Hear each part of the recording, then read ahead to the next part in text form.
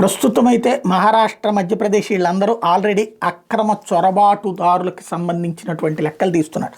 మన దక్షిణాది మాత్రమే దద్దమ్మల్లాగా కూర్చున్నారు. తమిళనాడు పట్టించుకోదు, కర్ణాటక పట్టించుకోదు, ఆంధ్ర పట్టించుకోదు, తెలంగాణ పట్టించుకోదు, ఈ రాష్ట్రాలలో కేరళ పట్టించుకోదు. ఈ రాష్ట్రాలకు చొరబాటుదారులు రాలేదా? బంగ్లాదేశీలు రాలేదా? రోహింగ్యాలు రాలేదా? ఏకంగా కాలనీలు, క్రికెట్ టీములు, కబడ్డీ టీములు కూడా ఏర్పడిపోయినాయి కదా. మరి అక్రమ చొరబాటుదారులే కదా వాళ్ళు. లిస్టులు రెడీ చేయక్కర్లేదా? రేపు పొద్దున వచ్చేటటువంటి చట్ట ప్రకారం అమలు చేయాల్సిన దానికి ప్రిపేర్ అక్కర్లేదా? ఈలోపు వాళ్ళు ఈ దేశంలో ఉన్నటువంటి ఏదో ఒక హక్కులు కల్పించేసుకుంటే ఏమైపోతుంది?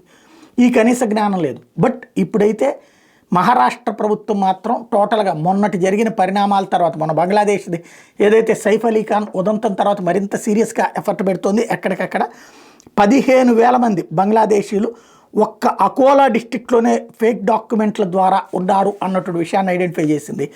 మొత్తం అన్ని జిల్లాలలో లెక్కలు తీస్తున్నారు. ఎక్కడెక్కడ ఎందరున్నారన్నది డిపోర్టేషన్, తిప్పి పంపించడానికి అరెస్ట్ చేసి రెడీ చేస్తున్నారు.